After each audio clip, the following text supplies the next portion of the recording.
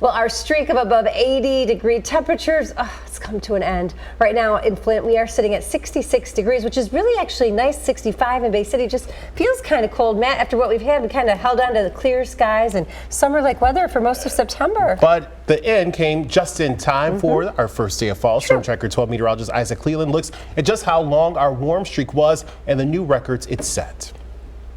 We just experienced a record-long stretch of temperatures in the 80s during the month of September. 11 days in a row in Flint and 13 days in a row in Saginaw topped 80 degrees. That's never happened before during the month of September. Let's put this into a historical perspective. 11 days in a row in Flint is the longest on record, dating back to 1921. The previous record was 10 days in a row. That occurred in 2002, 1933, and 1921. In Saginaw, 13 days in a row. That's now the record longest, dating back to 1912. Previous record was 10 days set in 1921, so we broke that record quite a bit. Let's look at the past 15 days in Saginaw between the 8th and 12th of September. 72 on September 8th. Your first 4 days of 80 degrees or higher occurred between the 9th and the 12th. Here's 5 more days between the 13th and the 17th, and 4 more days between the 18th and 21st. Finally, yesterday, that long stretch of continuous 80-degree temperatures came to an end